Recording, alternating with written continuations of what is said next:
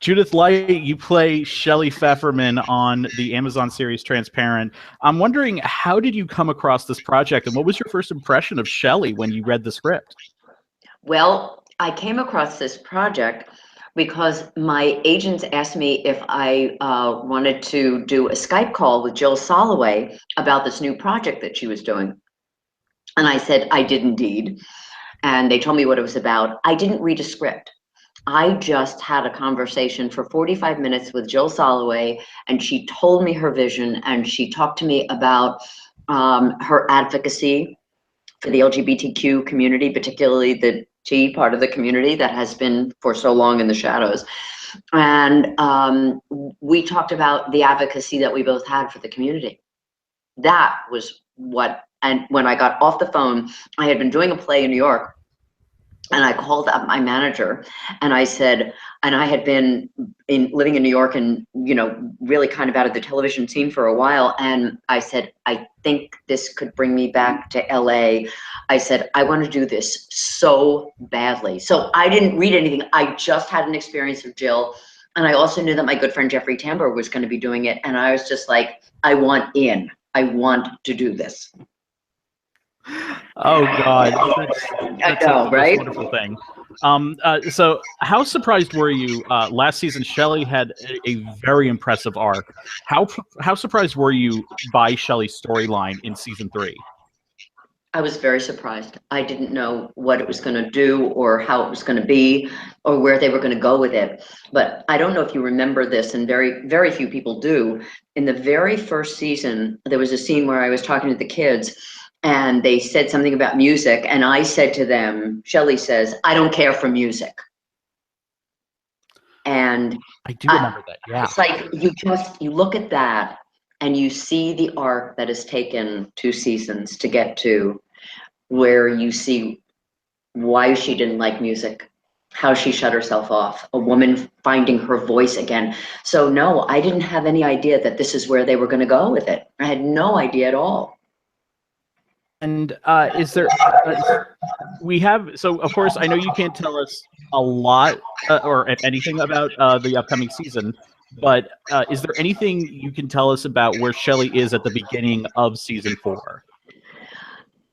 You'll see her try to make her way into continuing to find her voice in a way that is rising for people. It's one of those things that all of a sudden this place in her has been opened and she's going to try a bunch of different things to see where she fits. And she'll also have to talk to her family about things that have happened to her in her past in a way that she hasn't ever before. You know, it's like what happened at the beginning of season 2 was that actually, or the beginning of season 3, and Shelly's talking about her being a brand and, you know, to Shell and back and all of that. She's talking about this way that she got shut down in the world. And now you're going to see how she moves into opening some of that up. And Shelly also says in her one-woman show to the women at the synagogue, she says, when one person in the family transitions, everybody transitions. And that's really, it's now about Shelly making some transitions in her life. So one of the most infectious thing about the show is the chemistry that the cast has with each other, especially, of course, the family. It's amazing the chemistry that you guys have with each other. I'm wondering, what's your favorite aspect of working with that cast? The intimacy, the connection, the familial connection that we all have, that you see, and you saw it from the pilot. I think you saw the intimacy that we have with each other on an emotional level. And it's what I always say about Transparent. It's like, you don't watch Transparent, you feel Transparent. You feel those people, you feel their emotions. And I think because it's about a family and that the family is about their love for each other, no matter what someone is going through. Everybody knows that at the bottom line, everybody loves each other. That's what I love about working with Jeffrey and Amy and Jay and Gabby. There is an intimacy that we have that is like no other. I'm curious, what is your favorite aspect of Shelly? What's your favorite aspect of Shelly that you get to play? Because I know my personal favorite is whenever Shelly says anything in Yiddish, that just makes my day. That's so sweet. I love that. That's one of the things that I love, for sure. The thing that I love about her is that, like so many of us, she wants so badly to connect and has absolutely no idea how to do it. And her striving for that and her longing for that makes her so human and so tender to me and so poignant and so touching and so crazy and so funny that all of those adjectives get encapsulated in that kind of trying to connect so longingly. So, as you said before, when you were discussing this project with Jill Soloway, how important it was in terms of your advocacy for LGBT issues, and you've been on that train for a long time. I mean, now there's a lot of heft that the LGBT community has, but you've been with us since before we had any heft. I was wondering, was there an event or a relationship that led to your activism in support of the LGBT community? Yeah, my friends were dying, and our government wasn't doing anything about it. And they were discarded, and the rhetoric around the community was toward the community was incredibly divisive, and that was unconscionable to me. And these were people that I worked with, loved, who I consider my family, and I kept looking at, you know, what was happening. Two presidents didn't even say the word AIDS. And I watched people like Larry Kramer and ACT UP and the Gay Men's Health Crisis and Elizabeth Taylor, who were out there creating change and help for the community when no help was forthcoming. And I was inspired and moved, and I said, this is a community that not only do I want to help support and speak truth to power in that place, because I felt compelled to do that. It wasn't like I was like, oh gosh, let me help this community. It wasn't like that. It was like, I have to say something for me about the injustice of what I'm seeing. And so it really continued. And as the escalation of the pandemic kept happening, and we were going into the hospital on the weekends, and people we knew were dying and people we didn't know were dying. And these were young men that were dying alone, who were left by their families because their families disowned them because they found out they were AIDS, they had AIDS, and then they found out that they were gay. And so they wouldn't with their children when they were dying. It was a horrendous time in our history. And so it was that event, those things, that really were powerful for me and still are.